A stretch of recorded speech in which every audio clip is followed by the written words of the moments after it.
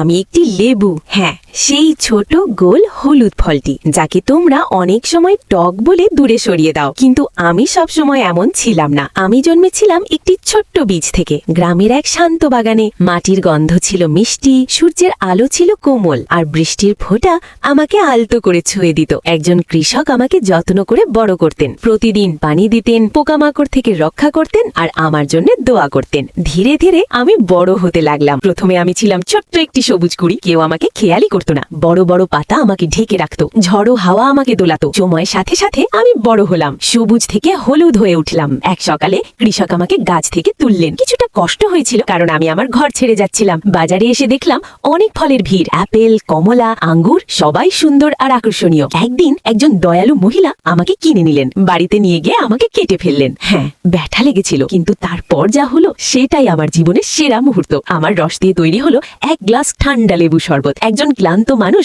সেটা খেয়ে সতেজ হয়ে উঠল। একজন অসুস্থ শিশু গরম পানিতে আমার রস মিশিয়ে সুস্থ বোধ করলো। একটি খাবার আরো সুস্বাদু হয়ে উঠল আমার কারণে। তখন আমি বুঝলাম, জীবন যখন তোমাকে চিপে ধরে, তখনই তোমার আসল স্বাদ বের হয়ে আসে। তোমাদের যদি আমার গল্পটি ভালো লেগে থাকে, তবে অবশ্যই এই চ্যানেলটি সাবস্ক্রাইব করে আরো নতুন নতুন গল্প দেখার জন্য আমাদের পাশে থাকবে। ধন্যবাদ।